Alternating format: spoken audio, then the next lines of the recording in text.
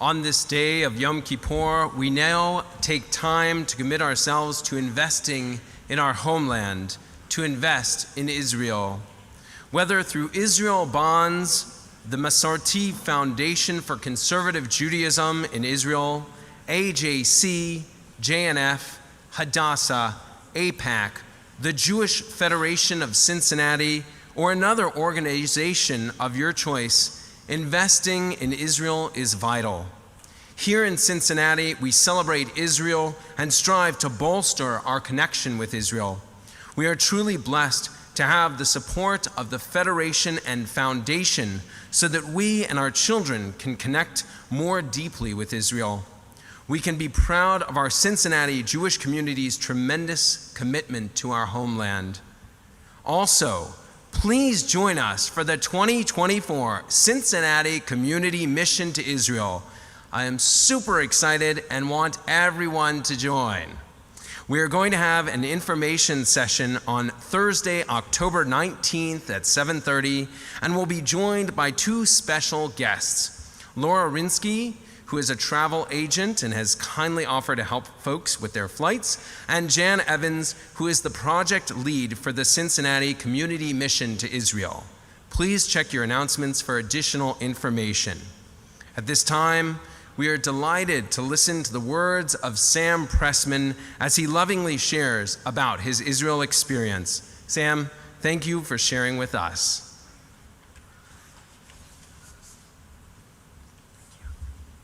Good morning, everyone. This past summer, I've had the amazing opportunity to go to Israel through Camp Livingston. It was definitely the best trip I've ever been on. It started with our 9-hour layover in Chicago, a long day. But we finally made it to Ben Gurion Airport in Tel Aviv, and it was crazy from the start. Almost the entire first couple of days, we all kept saying how it didn't feel like we were in Israel, but just like Florida. Our whole trip was one entire month. We went from the south into the neighboring country Jordan, back into Jerusalem up north, and then back to Netanya and Tel Aviv to finish it off. I learned all about Israeli culture and how things aren't the same across the world. You really can't find everything here in the US, and you need to go experience it firsthand. I will never be in a market as crazy as the Shuk in Tel Aviv, and I'll never float like I did in the Dead Sea. But even with all these fun experiences, it wouldn't be the same without the lifelong friends who made this trip better than I could have ever imagined. To start off my trip, we went to Mitzpeh Ramon in the Negev, where we went stargazing in the huge crater they have there. We learned all about the constellations, and I can now clearly point out where Scorpio is in the night sky, but I have never seen that many stars ever in my life. In Eilat, we went snorkeling in the Red Sea and did a beautiful sunrise hike that I will never forget. We made it to the very top of these piles of rocks that were as tall as skyscrapers, and we took a different way down and got kind of lost. And getting lost in Israel with barely any service is no fun. But we found the trail and made our way back down, even if we had to walk a half-mile back to our hotel. Next, we went into Jordan. Now, we were one of the very few trips who got to go to Jordan, and it was so much fun, though. We spent a night in Wadi Rum and went on truck rides on the sand dunes, where a lot of famous movies were filmed, like Dune, Star Wars, Aladdin, and The Martian.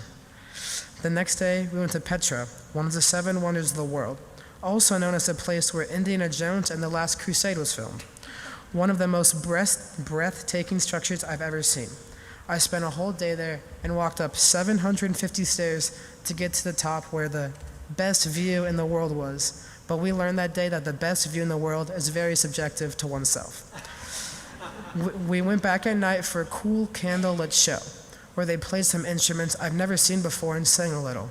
It was very interesting to hear this cultural music, and thinking back on it now, I was very lucky that we were there in the first place. The second week, we made it to Jerusalem and went to the Western Wall, and even got to go to the Golden Dome on top of the wall. Being at both sites made me take in the moment and think about how many people in different cultures have made the same trip as me, and have had said the same prayers.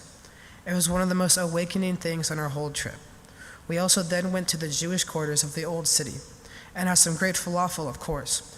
We then at night went to Ben Yehuda Street after Shabbat, and the streets were filled with people, and there were beautiful lights everywhere, making an old street like that one of the places I will never forget. And before we left Jerusalem, there's this concert with Route 1, which was our trip provider. And there were at least 2,000 or more Jewish teens there. And there were a lot of different performers, but the main act was Netta, if you know who she is. I'll never forget that as well. The third week, we went up north into Tiberias and the Kinneret, as well as Jaffa. Swimming in the fresh water never felt so good after being in salt all the time. And the first night at our hotel, there were 3 different groups. Us, a French group, and a British group. So it really was a world collide event in our little hotel. And in Jaffa, we went through an artist market. And if you said anything in the world, they probably had it there. Seeing all the different cultures and ideas put on canvas was very fascinating. My eyes were flying from storefront to storefront. There was a falafel place, and the owner said they had the best ratings in all of Jaffa, which was true, and it was very good. But 10 extra shekels just for some feta? Come on. On one of the nights this week, we spent a dinner at our tour guide's house and made dinner there. Her house was on top of a hill overlooking a city down below, and it truly was one of the best views on our trip. We were all so thankful for her hospitality. It was her last tour, and with that freedom, we did a good amount of things that weren't on our to-do list, like going to the Golden Dome. But we also had to make some changes because of the crazy heat wave that came through, even if those changes were just sleeping in instead of hiking. Our last week started with our version of the sea-to-sea hike, which resulted in almost no hiking the actual hike. We stayed at this campground and slept outside on hard rocks for 2 nights. But every day, we hiked down to this ice-cold natural pool and swam in it, which was actually very refreshing. But the amount of times I went into a random body of water in the middle of the woods is way more than it should be. And after all that, we finally made it to the Mediterranean Sea with a fun bike ride through banana farms and calming trails. This ride was a lot of people's favorite part. For me, it was signaling that this is going to be our last stop and to make sure I get everything out of it. At the Mediterranean Sea, the first thing I learned is that surfing is not for me. I'll stick to the skateboarding. But other than that, I also learned that after being in Ohio for so long, I forgot how much fun the beach is. In Netanya, me and my friend played some volleyball against some locals on the beach. And even though we lost, being in that moment with these total strangers was one of the most fun things on our trip. And it truly felt that I was welcome there. Another day, we got to go to the Shuk in Tel Aviv, which is so packed that you just had to go with the flow of the crowd sometimes. We had to push our way through, but it was definitely worth it in the end. And since there are no places for buses to stop, you had to be at the pickup spot at the right time. Me and my friend learned that the hard way, when we had to walk almost a mile to where they stopped next. It's more fun than it sounds. We got to see not just the touristy spots, but what every day looks like for people in Tel Aviv. And at that stop, though, we met up with our past counselor and one of the past Chaverim, Stav. Our last night as a group, we went down to the beach at night and swam in the sea one last time. It never really hit to me that I was leaving the next day, until then. And I took a moment to remember the whole trip and look back at how much fun I've had. And I've mentioned it to people who were on my trip, and I've said that I couldn't remember a single time where I wasn't having fun or being happy. And that's just what Israel does to you. You are so surprised by everything, and it's all so exciting to be doing it for the first time.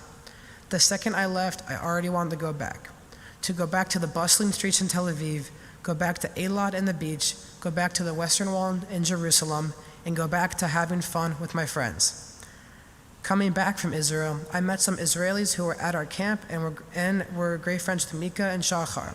So I know someday when I go back, I will feel welcomed again. You may think of Israel as this place across the world, or the place with many problems with countries around it. But I see Israel as a second home, and a home I will revisit someday. Thank you.